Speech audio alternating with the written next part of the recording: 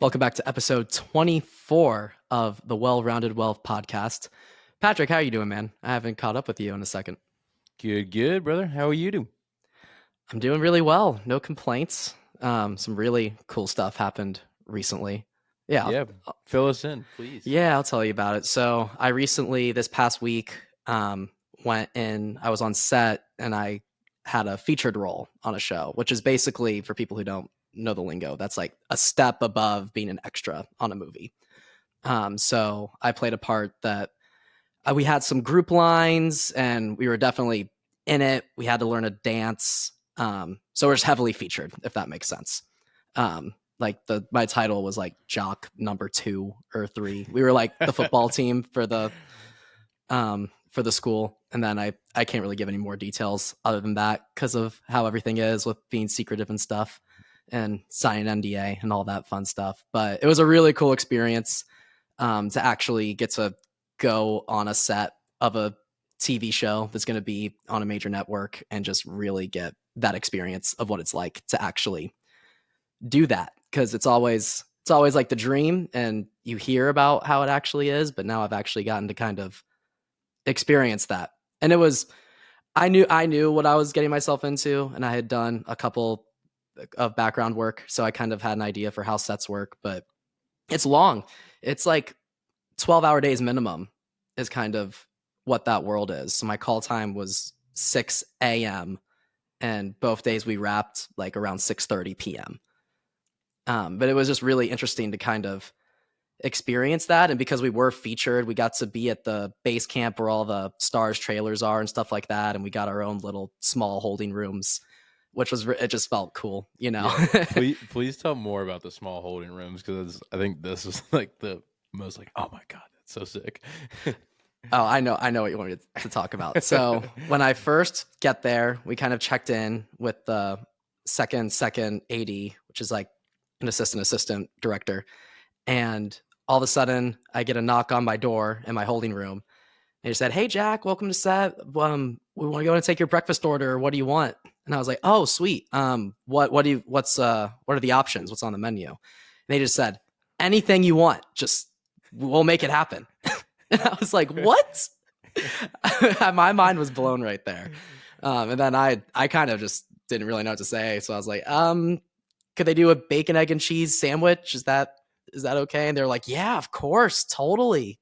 And I was like, "All right, sweet." And they delivered it. And it was a fantastic bacon, egg, and cheese sandwich. Because they're probably like, my thought would have been like, oh my God, can I do like steak and eggs or something like that? Or it's like a first time and it's like, all right, let's just see let's Yeah. see the boundary we can push here What the most high end thing you could possibly get could be. for breakfast. Can I have a lobster bisque? You just order A something lobster bisque. completely that's just not supposed to be for breakfast, but it's very high end. Oh yeah, I just start or like, can I have a medium rare filet mignon, please? That'd be fantastic. Did you ask any of the other guys what they ordered? Similar stuff. Yeah. Some people just got a lot of stuff, like kind of just like a full breakfast plate. Like they got eggs, bacon, hash browns, like fresh fruit. Everyone pretty much did some basic stuff because you just feel weird in that you feel like such a douchebag if you start, even though they say that. I'm sure it would be annoying if you started asking for some pretty crazy stuff. Some caviar from Alaska. Right. Flown in fresh, please. But yeah, and then after that, we got called to like the hair and makeup trailers. And then we had to do that. That was an interesting process because every actor does have to do that every day. And one thing that I've noticed on being on background, especially the stars of the show, on set, you can tell who the stars are. Even if you have never heard of any of the actors, never heard of the show, you're like, oh, they are a main actor in the show just because they've had their hair and makeup done. Like they look camera ready. So does everyone like how big of a difference is camera makeup? Because I guess Then from my regular makeup. well, I mean, as opposed to someone just going on set. Because like from my perspective, I feel like I'd be like, I don't really need makeup. But the guy Right. actors are they like, yeah, I need to get all done up? Like, is it a full like layer? It's not even Yeah, it kind of is. It's not even a I need it. It's you just they make you do it. You know, like you kind of have to, no matter who you are.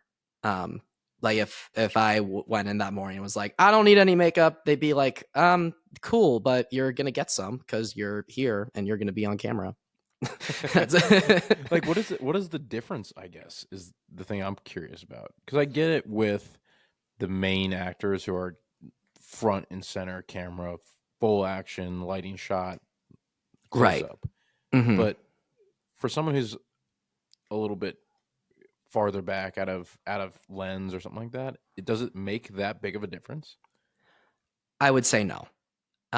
If you're working background, which is background means you're an extra on a set, you don't, I didn't get hair and makeup when I did background. They're not doing it to like everybody. They just did it to us because we were considered above the line. And above the line just means you're like either cast or a director or producer. So because you're just kind of in that realm of us being on at the base camp where all the actors are, there's if you're there, you're getting hair and makeup. That's just how it is. Huh. Um, but yeah, I mean, I appreciate it because I had broken out the day before my first day on set, so I actually did have some acne, so which they actually did cover up and stuff like that. But yeah, any other if that didn't happen, I would have been like, yeah, I don't really care. But you just do notice, like a couple of the guy stars on a set I was at the other week, even them, they don't look like they have a bunch of makeup on, but there is just this glow to them, if that makes sense. But like little little it's like a highlighter. movie star glow kind of thing. Yeah. I don't know what the makeup. I don't know makeup at all, so I don't know exactly what it's called. But Yeah, I don't know anything about makeup. I started talking to one of the guys doing my makeup, and it's such a lame question. I was like, "So, when'd you get into makeup?" And then he actually had a really interesting story of how it happened. He said he started doing high school because he had an emo phase, and then it just like made connections. And when he graduated high school, he ended up doing makeup. Um, that's but pretty yeah, cool. he told me some of the stuff he was doing, like what some things were. I don't remember anymore, if I'm being honest. But just like, but in the moment, it made sense what he was doing, if that if that makes sense Makes to you. sense. Yeah. I was like, oh, okay, yeah, that's why you're putting this on my face, and that's what this does, and that evens things out, so I'm not splotchy. Okay, cool. All right, sweet. Sweet, I'll take it. What was your biggest takeaway from all of that? Like, or the most surprising thing? I would say, well, it could just apply the specific set that I was on, but just kind of how haphazard it could be at times. While there's a very strict schedule and while everyone is working extremely hard to make that schedule fit, it was still just when we were shooting, the director was like, okay, let's just run back and make sure we catch this line. Let's repeat this line right here. And then it'd be like a close up of the main character and they do that line. And then while still rolling, like, okay, that's great. Let's jump like 3 lines ahead and make sure we have another version of this line. So it was probably specifically this guy's style, but it was just pretty haphazard. It was just kind of jumping around all over the place. And he's like, okay, let's just improv something right here. Just like, he just be like, oh, just throw in some throwaway line. Let's see what happens. Which I thought was pretty cool that he was doing stuff like that on the set because that's definitely not how it usually works. Because some of the other actors that I was with, um, and some of them had been on, they had done like guest star roles on sets and stuff before. They were like, I've never experienced this before of this Huh. directing style because you wouldn't cut. You know how in basic when you hear about movies and stuff, especially general audience listening, it's like take one, take two, take three, and then you yell cut, and then you do another take 4. It was honestly, I don't think he ever did more than 2 takes, but those 2 takes, he just kept it rolling, even if there were mistakes. It was just like camera's still rolling. Let's take it back here, and then let's go through it, and then they'd finish a part. It's like, okay, let's jump back ahead to this part. Like camera's just still rolling, but they're still covering everything. Which Interesting. this is a comedy, so I could see it working because especially comedy, it's very formulaic in the way you're hitting the beats, especially in the editing and the design of a comedy to hit and make you laugh out loud. There's definitely kind of a style and a formula to that. In a drama, I don't see that working as well because it'd just be consistently, especially if it's actors actually feeling their emotions and being serious, to constantly be jumping around like that. It just kind of, I would see it taking you really out of the flow. So Hmm. I think it worked for what the show was, Okay. if that makes Interesting. sense. Yeah. But yeah, I guess it just wasn't what I was expecting. And it's hard work.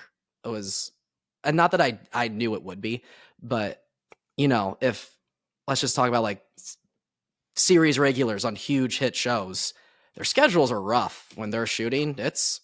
They're working minimum 12-hour days, usually longer. Wow. Hardly getting any sleep. They probably get home at like, and this is day shoots. You're probably getting home at like 8 o'clock or so, and then you're waking up at 4:30, sometimes earlier. Like a few actors that were like on the football team, their call time was like 4:30 a.m. Mine was 6, so I got lucky. So so like one of the guys was like, "Yeah, I woke up at like 2:30." Damn. Like, why are they getting there so early? Do they have to do night shots or? You're there so early because, well, one, they had to kind of um, bring us in slowly because if we all get there at once, like hair and makeup and costumes, which we also had to do, we had to go to the costumes trailer and get our costumes on and get checked and approved. And the pictures have to be sent to the higher ups of production just to double check and make sure everything's correct. It's kind of a huge machine.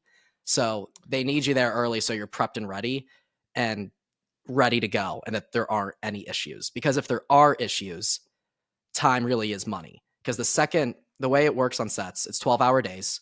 If you go over 12 hours, everyone gets paid overtime.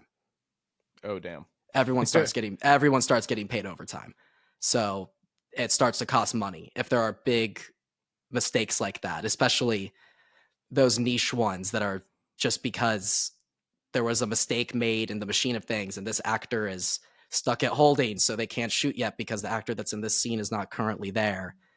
Or really anything. The reverse, when I talked about costumes, say there's a prop needed on set, but the prop is not around and they have to wait for the prop to get transported to there. So it's a lot. There's a lot to it of everyone having to keep track of everything. And it kind of made sense to me why crews are so big because Dude, there's so much. that would that'd be a lot. I can't even imagine the person scheduling everyone like, hey, you got to be here at this time and then here at this time and make sure Yeah. Yeah. because it's not like it's just like a people that get to a meeting. It's like one person has to meet another person in order for them to do something to that person, like the makeup guy. So you have to make sure the Exactly. makeup guy's there and you're there. That would be crazy. Exactly.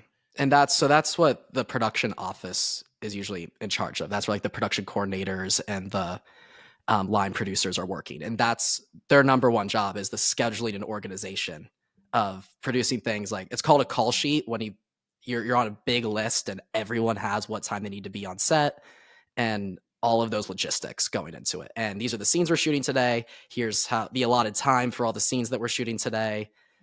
When you're outside, also for a day shoot, daylight's important. So you have the sunrise and the sunset on top of the call sheet always to plan around that, because the second the sun sets and you're shooting an outside scene, it's supposed to be during the day. You can't shoot anymore. The sun's gone. Dude, that's wild. Yeah, That's a lot of moving parts. a I ton. I would love to just like look at it and be like, wow, that's a lot of people just running around like crazy. Yeah, I'm sure that's kind of how it felt. yeah, totally. I really also like going into it with a film background and also just an intrigue for the crew side of it as well. Because when I was there, I was constantly just figuring out, okay, this person is a PA. This guy is specifically the PA in charge of the walkie-talkies and has to distribute the walkie-talkies.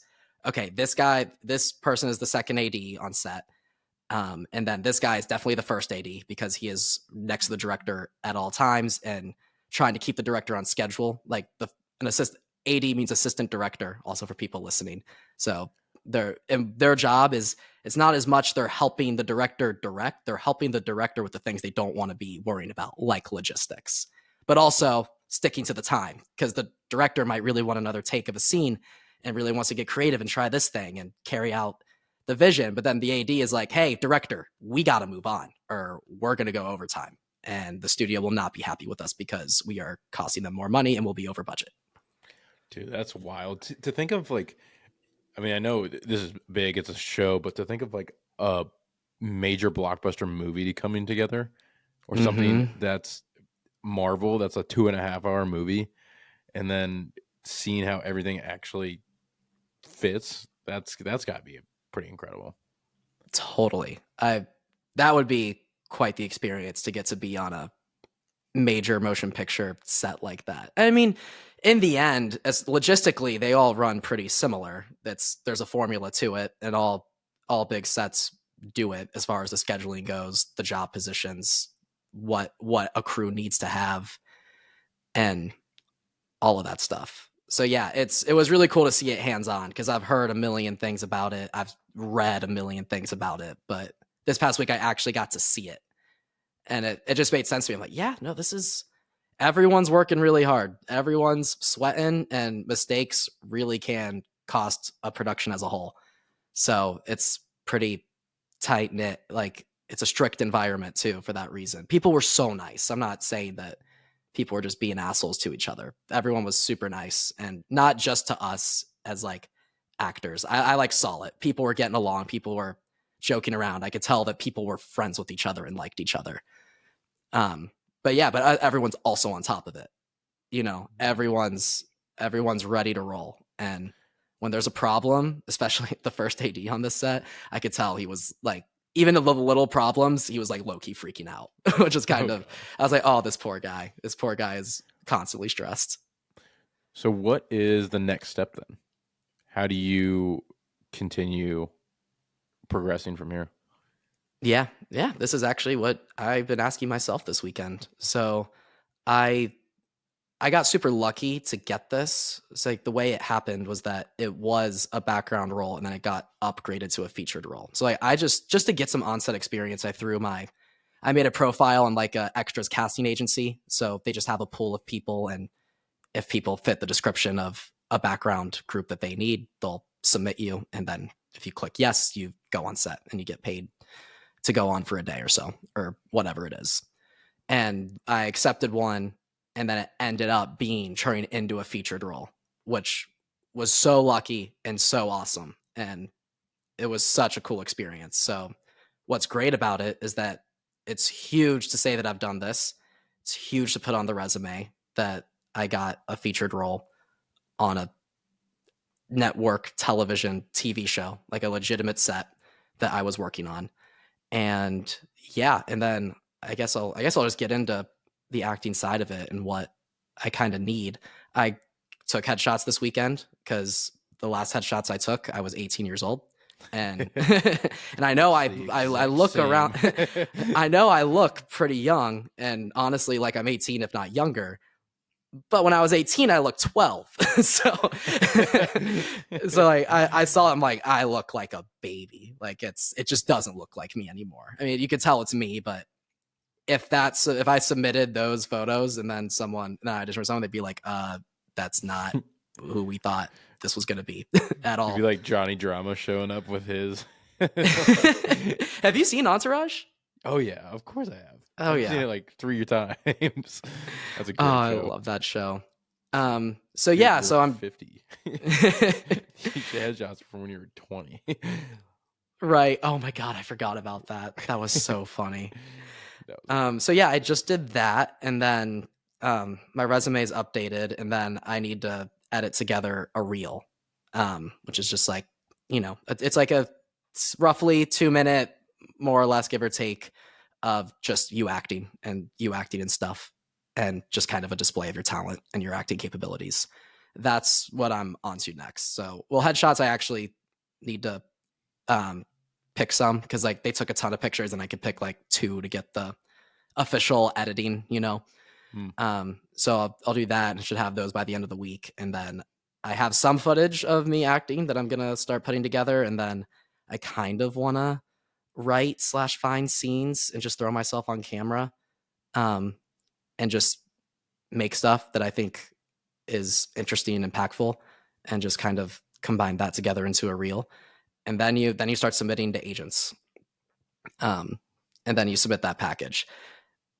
some people don't always have everything, all their ducks in a row yet when it happens, but one, I just want my ducks in a row. Like, I want to be a very attractive candidate, and I also want to display that I understand how this business works.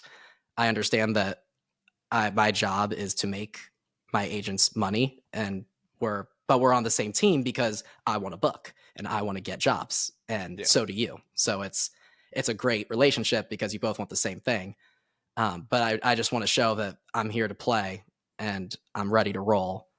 This is what I want to do, and I'm going to work extremely hard at it. And I think just having all of my ducks in a row and understanding what I need, I think would be pretty attractive. And then you just kind of, I heard it's helpful to look up agents' rosters, and see, do they have people that look like you?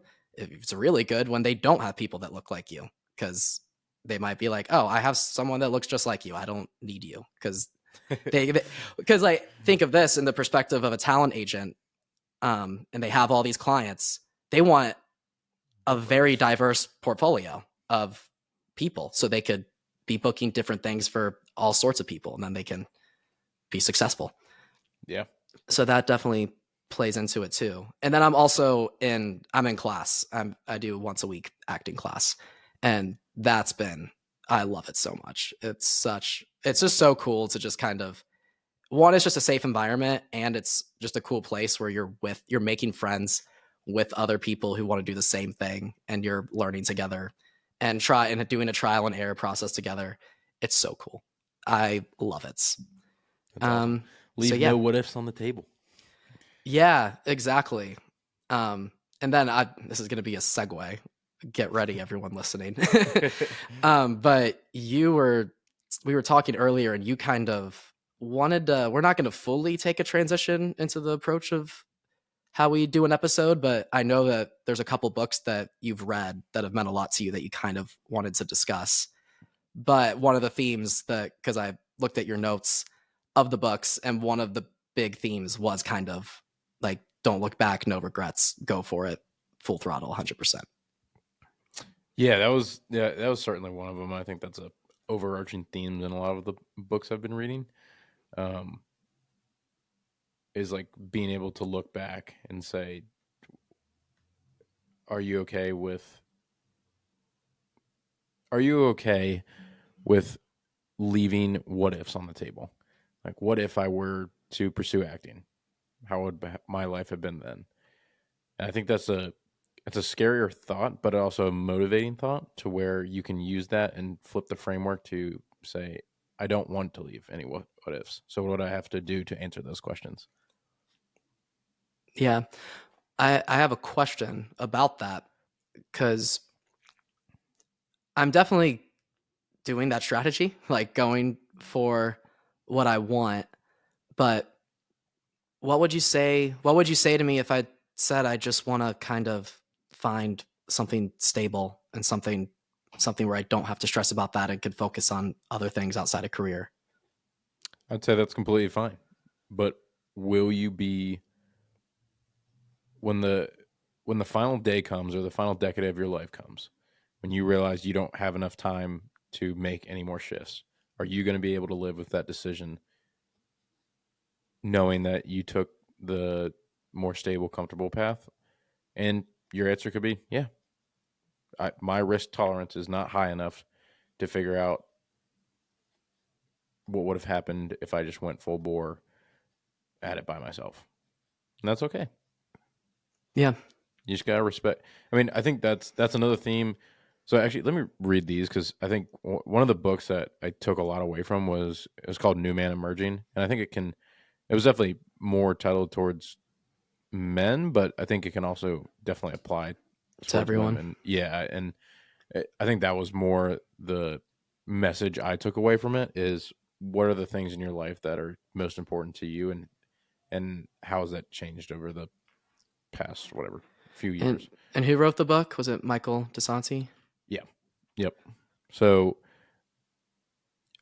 like the eight principles I took away from this and kind of how I like to live as a demeanor of my life and what I have written on my mirror is one, health is the number one priority because without it you can't keep moving. You can't interact in other aspects of your life. Two is respect everyone for where they are in life. So, to your point in that last question, if you wanted to do the more peaceful thing, great. I don't have any, I don't have enough perspective on who you are in order to tell you what to do.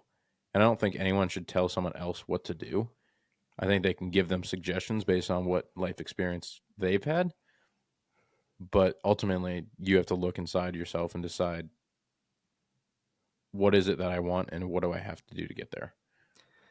Yeah, it's interesting because I think most people that have told me advice on how to live my life, I think honestly, the advice that's been imparted to me, they're honestly talking to themselves.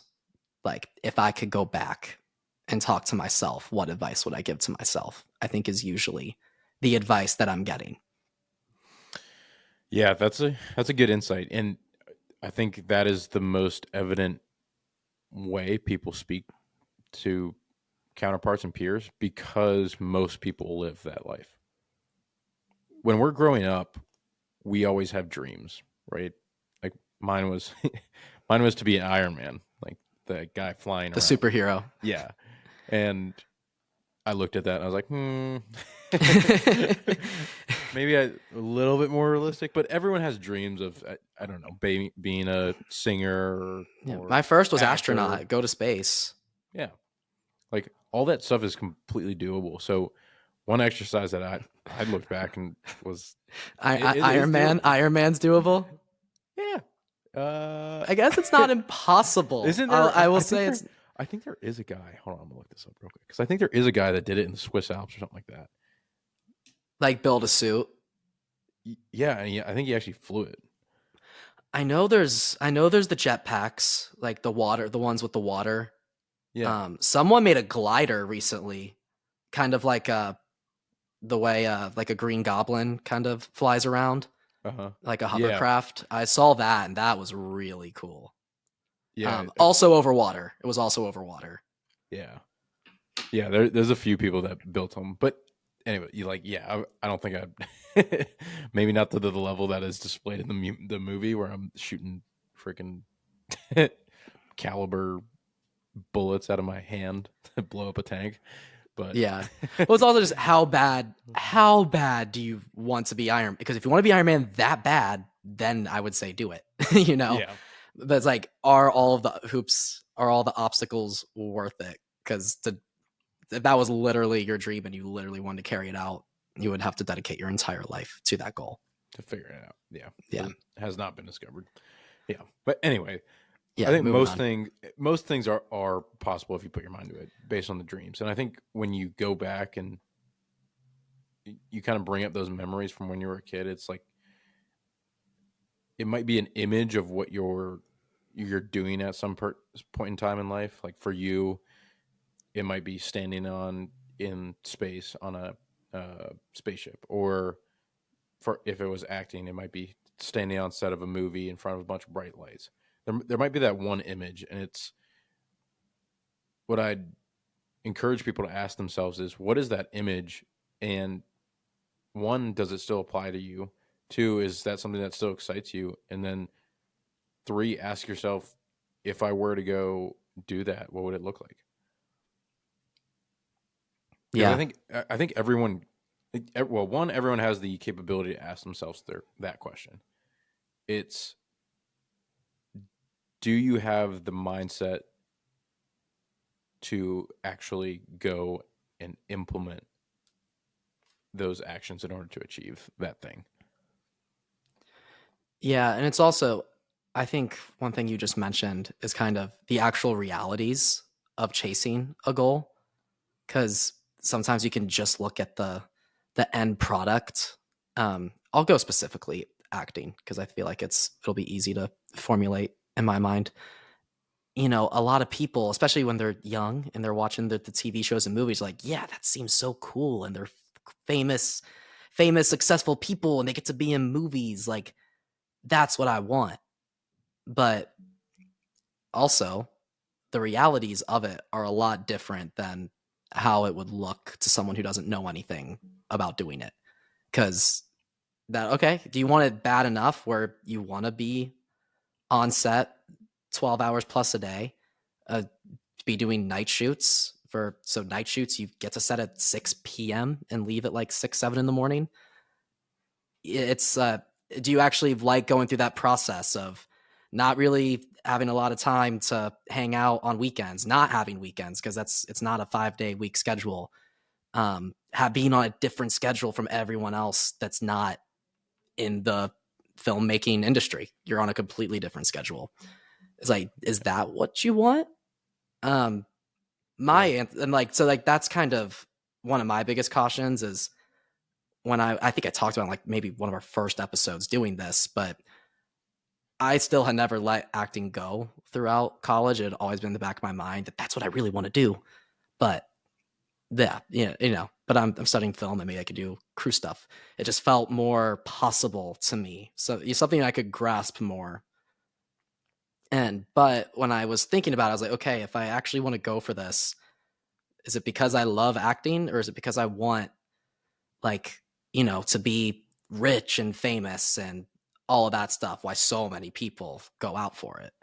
And I definitely, back to my new answer of my biggest takeaway from my recent experience, it was Thursday night before Friday. I had to wake up at 4:30 a.m.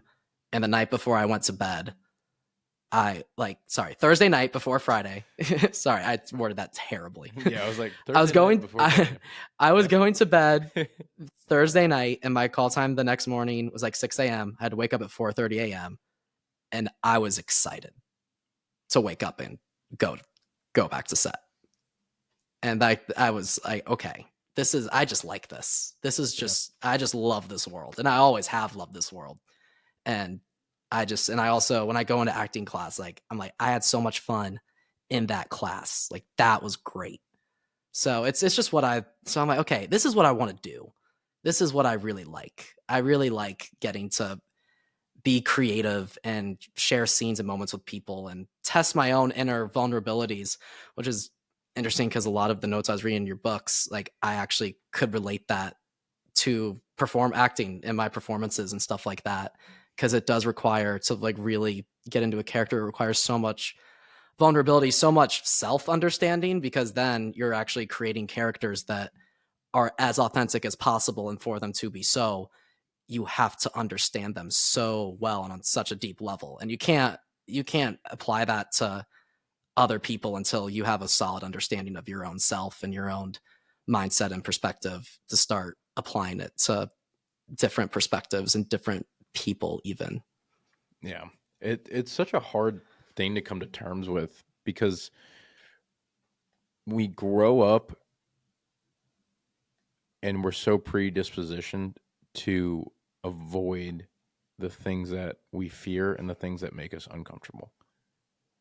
But once we come to terms with what makes us uncomfortable and we realize that those things are really not that scary, the result on the other side is eye-opening. And I'm still working on that, to be completely honest. Like, that is something that is a struggle every single day for everyone. And I think the only way to overcome that is repetition. So you just being more vulnerable and getting out there, putting yourself on scene. Like that's actually number 5 on my list is vulnerability opens opportunities to deeper connections, not only with other people, but also with yourself. And it just, like, being vulnerable gives you the opportunity to look back at whatever that moment was where you were vulnerable and say, I can move on to the next thing that makes me uncomfortable. Yeah. I'm just trying not to say totally. But I was waiting for it. I know you were waiting for it. But yeah, absolutely. I fully agree. I have a question in your reading, and I think especially in New Man Emerging, what was something that you read or a lesson or a takeaway that hit you really hard, but also as a challenge, something where you realized, I actually don't do that or don't have that, and I need to work on getting there? That's a good question.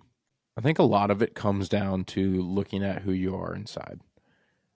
So much of our feedback is external. So Hmm. what other people think of us. So much of our output is external, but really the person you need to talk to is inside yourself. And this isn't new. I mean, there's plenty of people that have said this before, but I think the ability to do despite how you feel or despite how other people make you feel is one of the most powerful and empowering things that you can possess as a person, because it means despite how others react to your actions, you're still going to do what you think is necessary. And I know I said that before, I think on a prior episode, but that is one of those things where you can continually make progress by just doing what is required. And it's a very liberating thing once you can look back and say, I know I know I felt ashamed, or I know I felt embarrassed, or I know I felt nervous or anxious going into this, but I still did it. It just gives you that ability to look back and say, whatever the next hurdle is, I've done something worse, or I've felt worse, or I've been in a more uncomfortable situation. So ultimately, it's the conversation that you need to have with yourself, and it's a conversation you have every day. So it's never going away.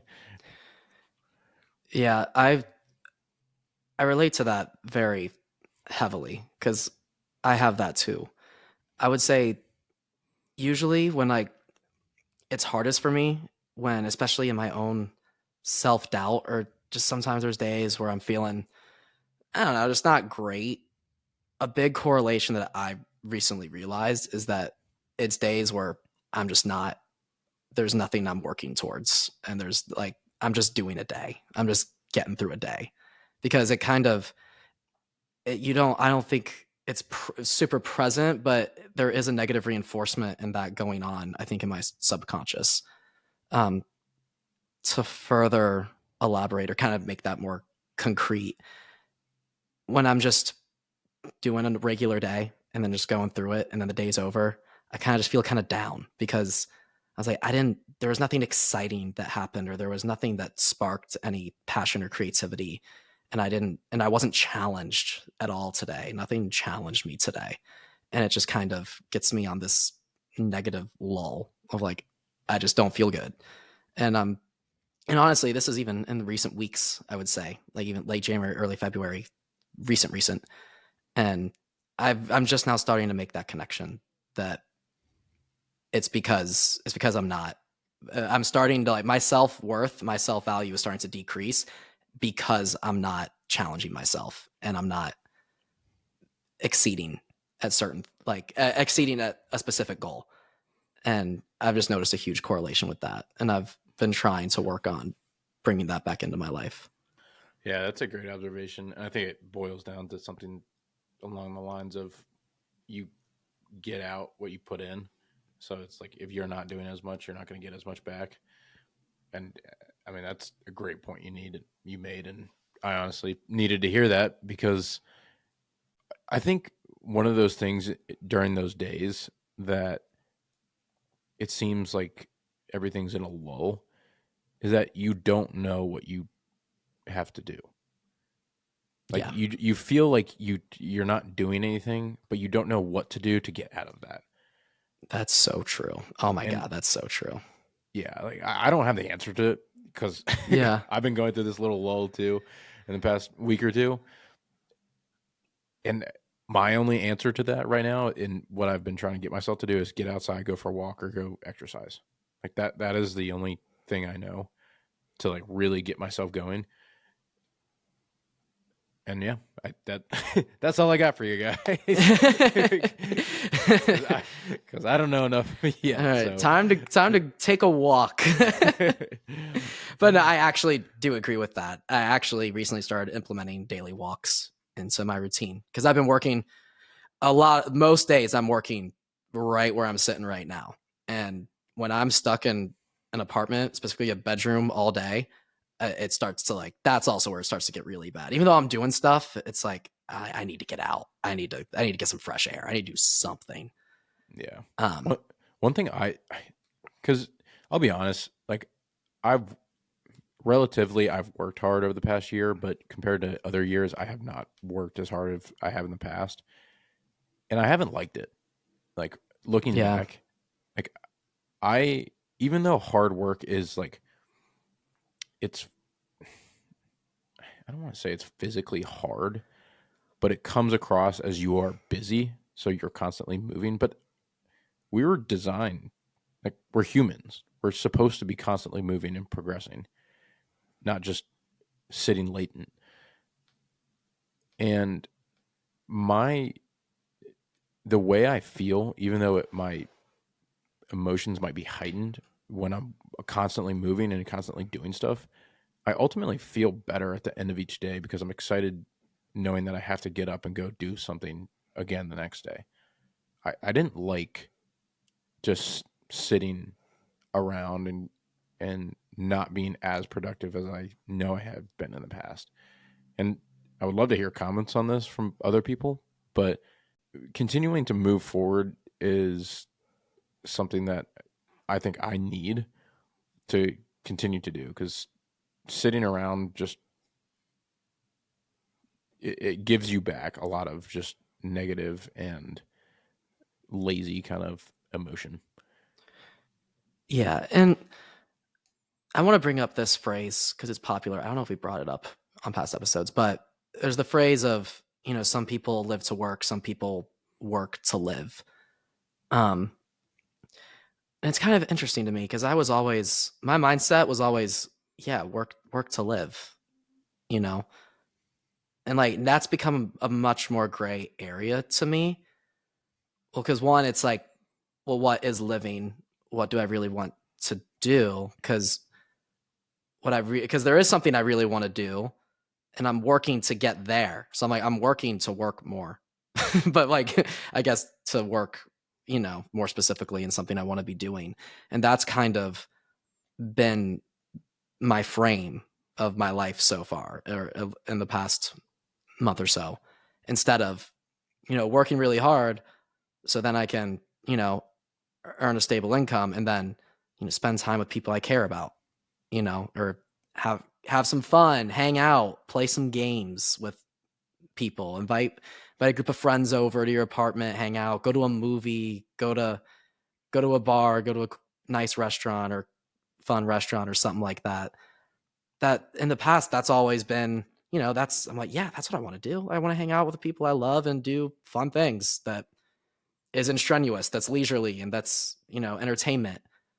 It's kind of starting, I guess, right now to shift a little bit. And maybe I'm struggling to adapt to that because I've been so used to that live to work mentality. I'm sorry, work to live mentality. And it's kind of changing, but I also don't want to lose it completely either because I do prize like hanging out or spending time with the people I care about over everything. So I have one of the books I read is talks about this is you have to in order to get those leisurely things that feel good, you have to suffer in some way, shape, or form Mhm. because there's a dichotomy between everything, like good and evil. You have to see something that's good in order to, or you have to see something that's evil in order to see something that's good. Something that's hard, you have to see something that's hard in order to experience something that's easy. Same thing with working. Like you have to suffer in order to realize how good something feels at the end of it.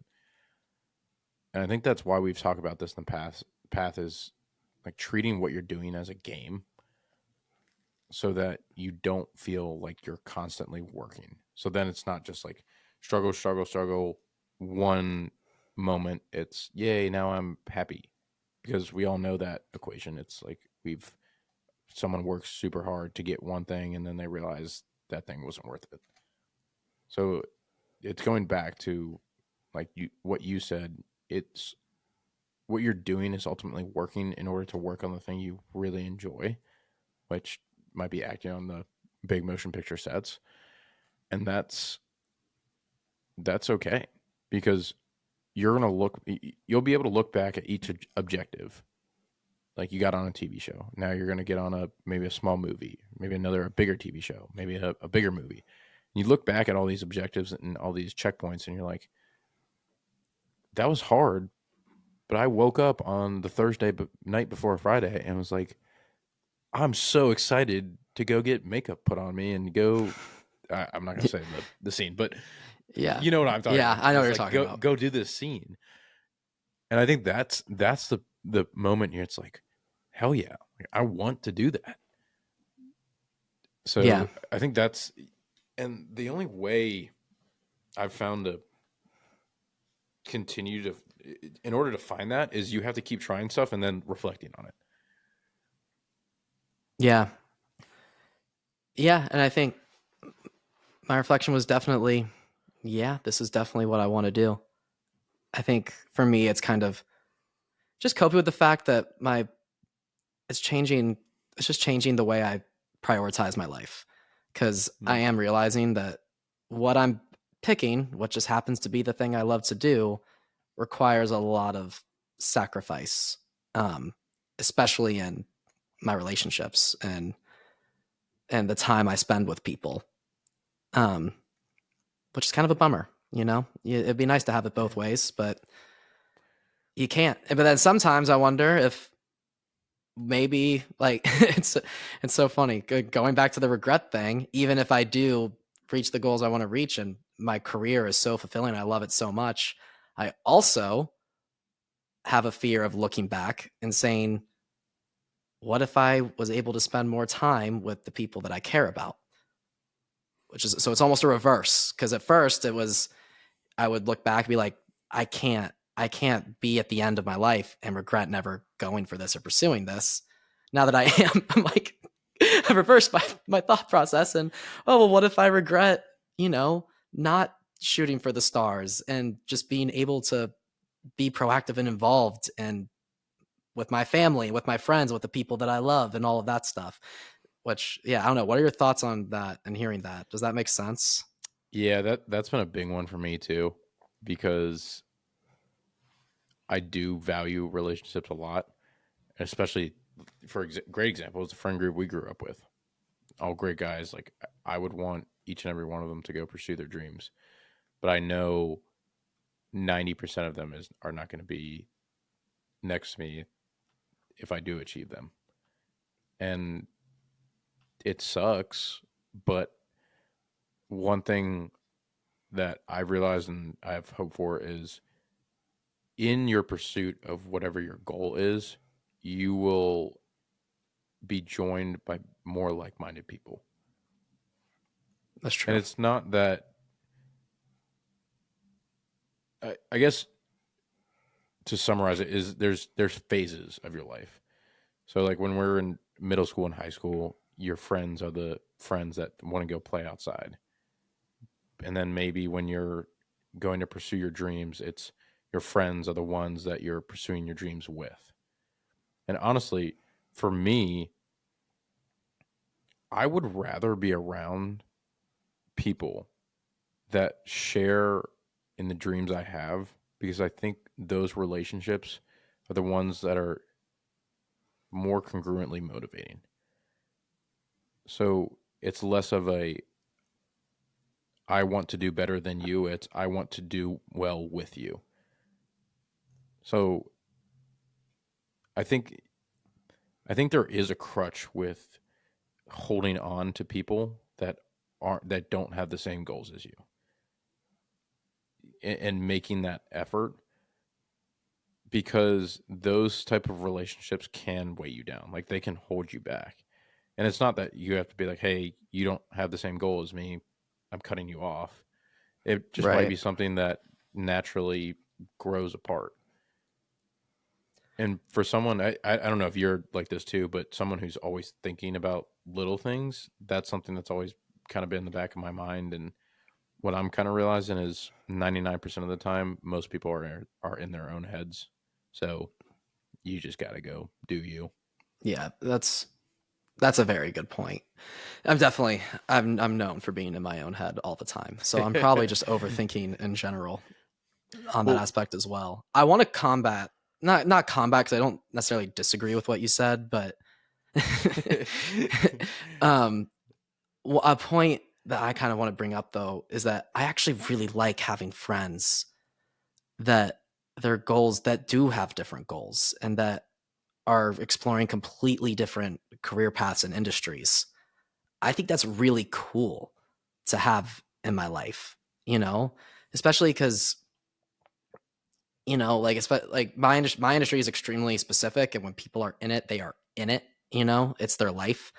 But even though I love it, I don't want it to be my full life. I kind of also want to have a little solitude of that's something that's mine and uniquely mine, which I put that in the form of my family and my friends.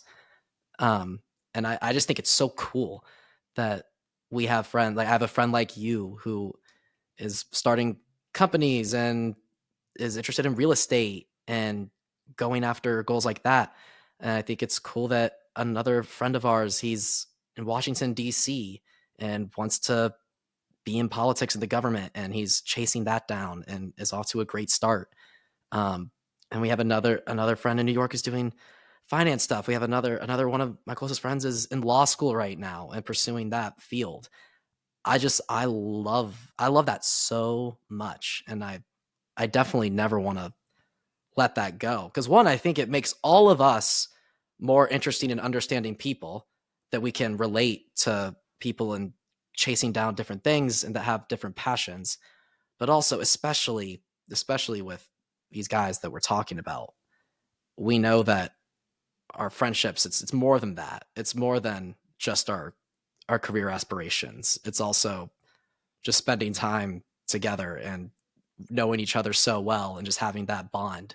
That's something so special. That's something I think is so important. And like even looking back at my most important moments, it's having those moments, having those experiences of just spending time with people who I feel like I know so well and people who know me so well too.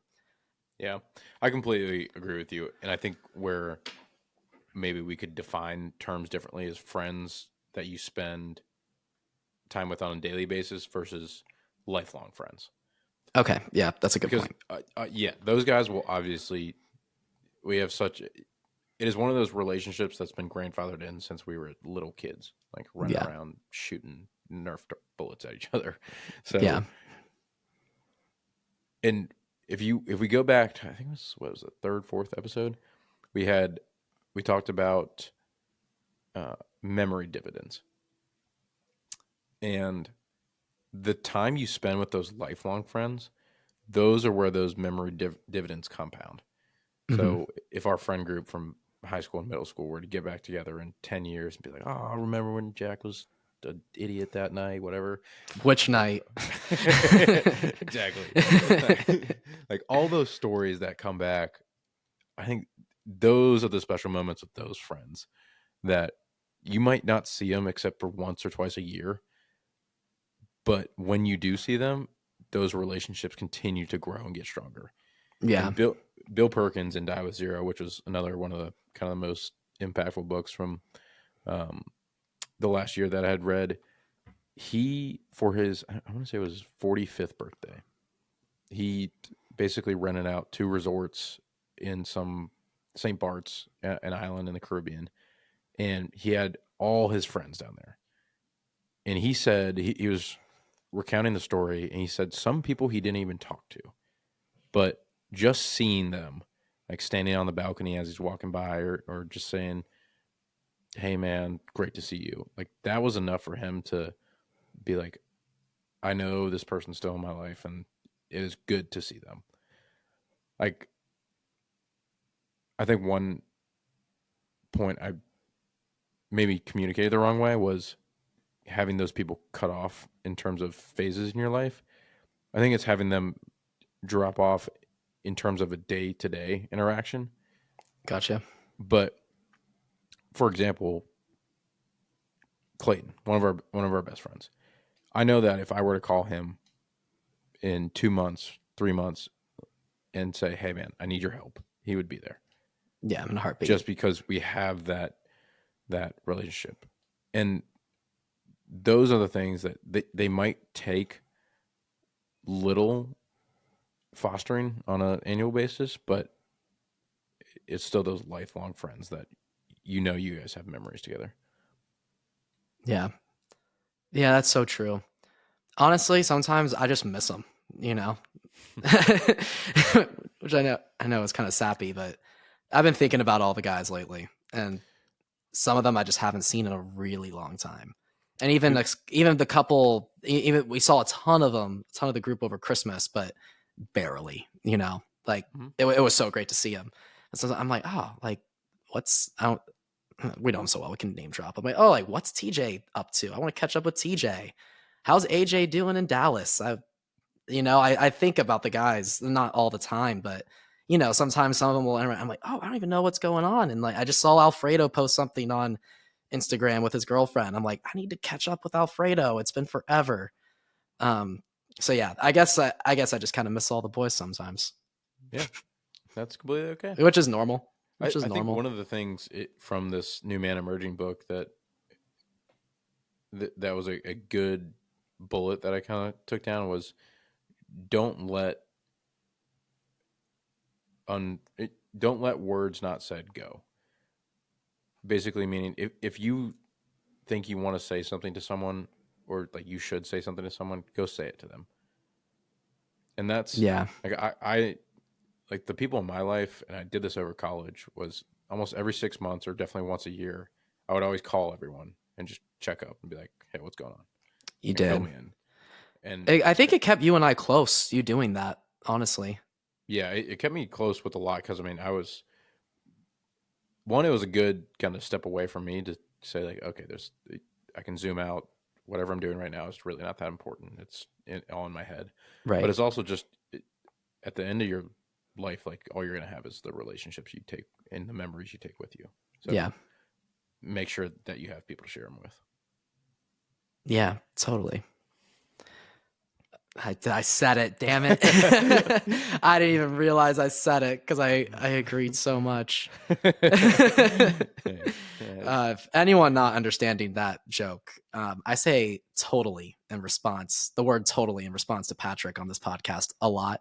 And him and I have noticed it, and he gives me a hard time about it. And I think I deserve it, so it's fine. Totally.